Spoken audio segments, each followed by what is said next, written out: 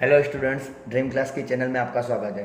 तो जैसा कि अब तक आपने मेरे पिछले वीडियो में देखा कि मैंने आपको बेसिक कंस्ट्रक्टर क्या होता है वो समझाया था और कंस्ट्रक्टर के टाइप्स बताए थे, जिसमें हमने फर्स्ट डिफॉल्ट कंस्ट्रक्टर देखा था कि डिफॉल्ट कंस्ट्रक्टर मतलब उसमें कोई पैरामीटर पास नहीं करेंगे हम लोग। ओके, तो अगर आपने मेरी पिछली वीडियो न देखी हो तो भी मैं आपको एक बार वापस यहाँ पे इंट्रोडक्शन दे देता हूँ कि पैरामीटराइज कंस्ट्रक्टर स्टार्ट करने के पहले डिफॉल्ट कंस्ट्रक्टर किस तरह वर्क कर रहा था हमारा।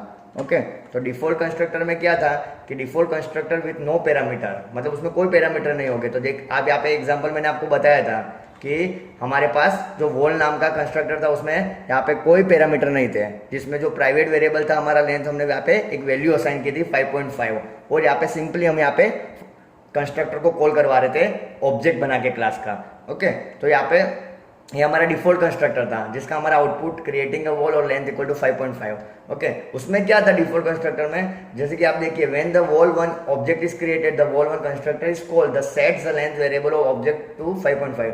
कि मैंने आपको बताया था कि जैसे ही वॉल वाला कंस्ट्रक्टर कॉल हो रहा है तो जो हमारा प्राइवेट वाला वेरिएबल था उसमें वो 5.5 जो स्टैटिक वैल्यू थी वो असाइन कर दे रहा था और फिर आउटपुट हमें प्रिंट करवा के दे रहा था। ओके, यहाँ पे एक चीज नोट्स करने जैसी है कि क्या, if we have not define a constructor in our class, then the C++ compiler will automatically create a default constructor with an empty code and no parameters. Okay, यहाँ पे अगर हम लोग डिफॉल्ट कंस्ट्रक्टर को क्रिएट नहीं करेंगे, define नहीं करेंगे, जैसे कि आप देख सकते हैं कि यहाँ पे हमने एक ये जो डिफॉल्ट कंस्ट्रक्टर है विदाउट पैरामीटर वो खुद हमने मैन्युअली क्रिएट और डिफाइन किया था।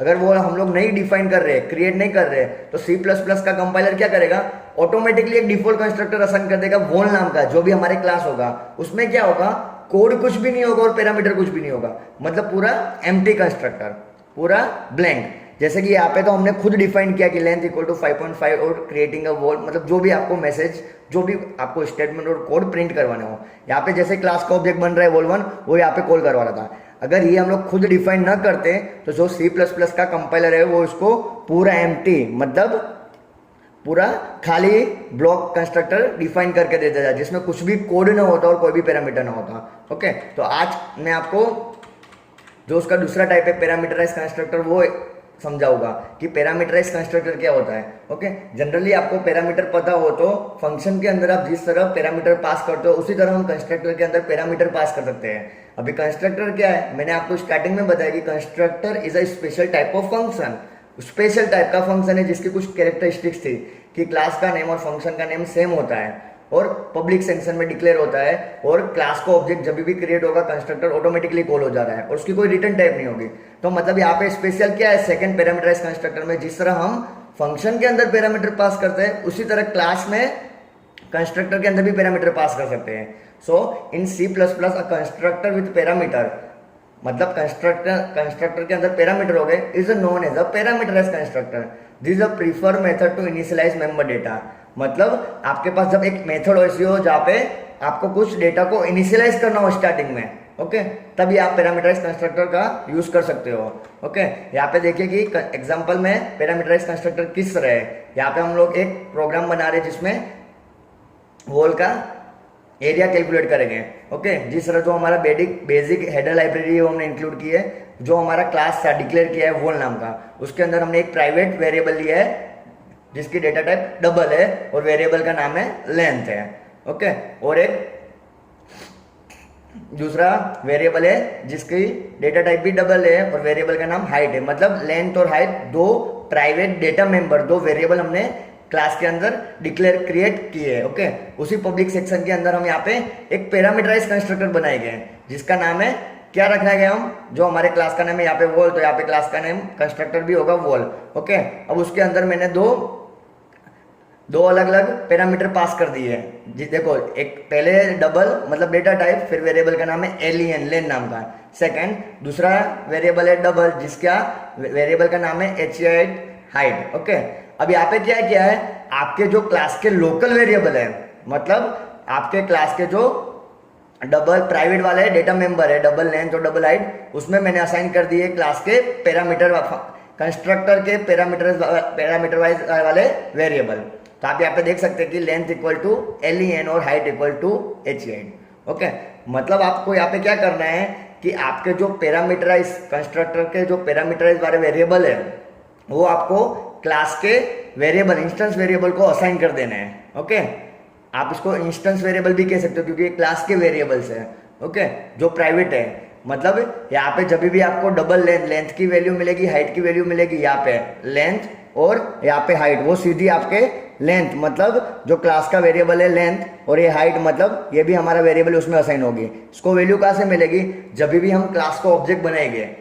क्लास का ऑब्जेक्ट कहाँ बनेगा? वर्ड मेन वाले सेक्शन में। ओके, तो देखिए आगे, डबल कैलकुलेट एरिया मतलब एक सिंपल एक फंक्शन बनाया है जिसकी रिटर्न टाइप दी है डबल। अगर आपको फंक्शन ना पता हो फंक्शन किस तरह क्रिएट करने हैं तो आप हमारी प्लेलिस्ट में जाके देख सकते हैं कि फंक्शन मैंने डिटेल में समझाया है, function with return type, function को किस तरह कॉल कर सकते हैं। ओके, तो यहाँ पे मैंने रिटर्न टाइप्स डबल लिए है और फंक्शन का नाम कैलकुलेट एरिया लिया है। ये हमारा कंस्ट्रक्टर नहीं है।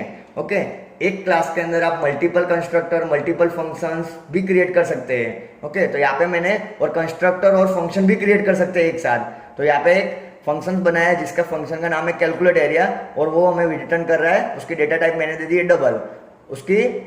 उसमें मैं वैल्यू रिटर्न करवा रहा हूँ लेंथ मल्टीप्लाई बाय हाइट, मतलब हमें यहाँ पे जो भी लेंथ और हाइट की वैल्यू मिलेगी वो हम यहाँ पे एक फंक्शन के अंदर स्टोर करवा के रिटर्न करवा रहे हैं। अगर आपको यहाँ पे डायरेक्टली रिटर्न ना करवाना हो तो आप यहाँ पे एक वेरिएबल ले लीजिए, integer total area equal to length multiply by height. Okay, उसको रिटर्न करवा दीजिए, रिटर्न टोटल एरिया। वापस मैं बताता हूँ, अगर आपको यहाँ पे डायरेक्टली रिटर्न ना करवाना हो तो जो यहाँ पे लेंथ मल्टीप्लाई बाय हाइट लिखा है उसको एक आप वेरिएबल में स्टोर कर दीजिए, integer total area equal to length multiply by height. Okay, अब लेंथ मल्टीप्लाई बाय हाइट की वैल्यू आपके पास इंटीजर टोटल एरिया वाले वेरिएबल में आ गई। फिर उस टोटल एरिया वाले वेरिएबल को रिटर्न कर दीजिए, मतलब रिटर्न टोटल एरिया। ओके, उसके बाद आएगा हमारा वॉइड मेन वाला ब्लॉक। तो यहाँ पे देखिए, यहाँ पे हमने ऑब्जेक्ट क्रिएट किया है क्लास का और डेटा मेंबर को असाइन करी है। देखिए यहाँ पे हमारे क्लास का नेम था वॉल, आप देख सकते हैं यहाँ पे क्लास का नेम वॉल। ओके, तो क्लास का पहला ऑब्जेक्ट बनाया है वॉल 1, उसमें 10.5 और 8.6। ओके, तो देखिए यहाँ पे क्लास को ऑब्जेक्ट क्रिएट हुआ, कॉल हुआ, तो ये क्या करेगा? कंस्ट्रक्टर को कॉल कर रहा है जिसमें 10.5 और 8.6 दो पैरामीटर पास किए हैं। ओके, तो ये सीधा हमारे कंस्ट्रक्टर में जाएगा, मतलब जो हमारा वॉल वाला कंस्ट्रक्टर है। जो 10.5 है वो यहाँ पे आएगा एलियन में।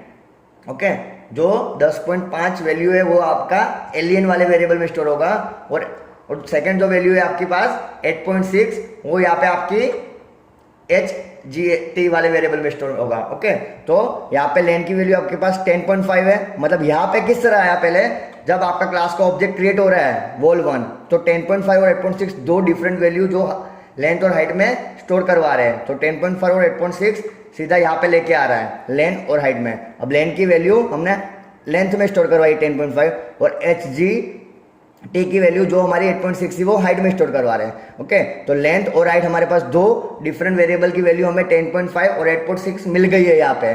ओके, उसी तरह वॉल 2 दूसरा पैरामीटराइज कंस्ट्रक्टर कॉल करवाया है जिसकी वैल्यू 8.5 और 6.3 सेम एज इट इज 8.5 और 6.3 8.5 लेंथ में जाएगा और 6.3 HGT में जाएगा। अब ये लेंथ की वैल्यू मतलब यहाँ पे लेंथ इक्वल टू लेंथ की वैल्यू हमारे पास 8.5 थी वो लेंथ में जाएगा और 6.3 हमारी HGT की हेड में जाएगी।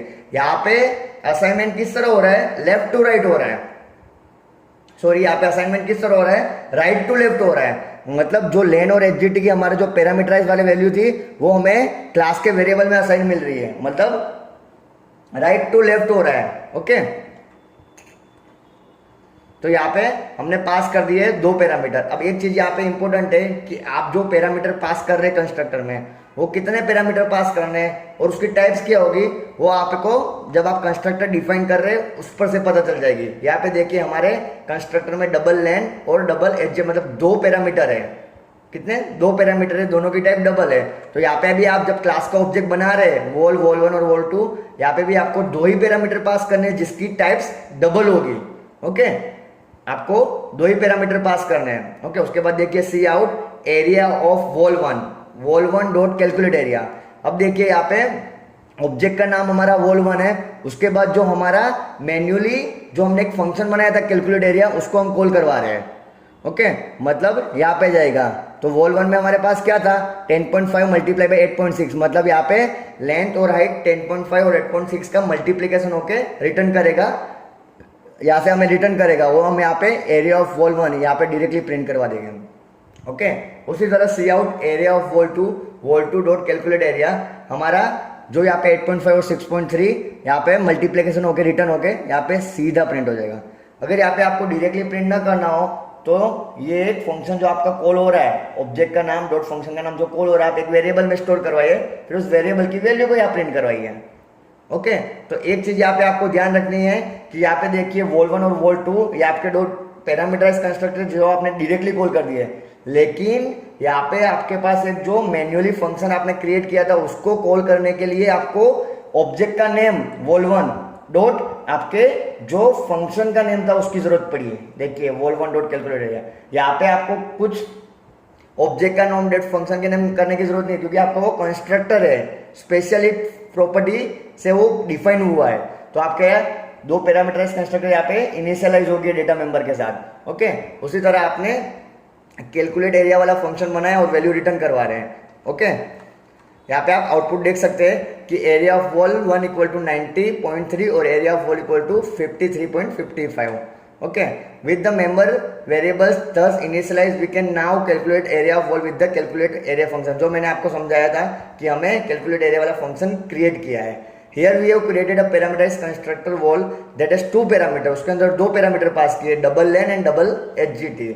The value contained in these parameter are used to initialize the member variable length and end, मतलब आपके जो डेटा मेंबर थे लेंथ और हाइट उसको इनिशियलाइज करने के लिए यूज हुई है। Okay, when the create an object of room class, okay यहाँ पे आपका वॉल क्लास, मतलब आप जब वॉल वाले क्लास का ऑब्जेक्ट बना रहे हो, we pass the value for the member variable as argument, मतलब इसको आप आर्ग्यूमेंट्स बोल सकते हो जब आप उसमें एक्चुअली वैल्यू पास कर रहे हो। ओके, आपके जो पैरामीटर थे आप अब यहाँ पे एक्चुअली वैल्यू पास कर रहे हो 10.5 और 8.6 और दूसरे वाले कंस्ट्रक्टर के अंदर 8.5 और 6.3, तो आप उसको आर्ग्यूमेंट बोल सकते हो। जब आप यहाँ पे आर्ग्यूमेंट पास कर रहे हो, वही बताया है कि when we create an object of the room class we pass the value of the member variable as argument. The code for this is, हमने यहाँ पे उसका कोड बताया कि वॉल 1 मतलब हम यहाँ पे एक्चुअल वैल्यू में आर्ग्यूमेंट पास कर रहे हैं 10.5 और 8.6 और वॉल में वॉल 2 8. मतलब ये हमारे दो पैरामीटराइज कंस्ट्रक्टर थे यहाँ पे जो दो डिफरेंट वैल्यू को पास करके एक फंक्शन के अंदर कैलकुलेट करके फंक्शन में से वैल्यू रिटर्न कर रहा था। ओके, तो ये हमारा पैरामीटराइज कंस्ट्रक्टर था। अगर आपको वीडियो पसंद आई तो वीडियो को लाइक करिए, शेयर करिए और सब्सक्राइब करना ना भूलिए। और अगर आपको कहीं पे भी क्वेरी और कुछ समझ में ना आया तो आप कमेंट बॉक्स में टाइप करके हमें बता सकते हैं कि आपको क्या समझ ना आया। ओके, धन्यवाद।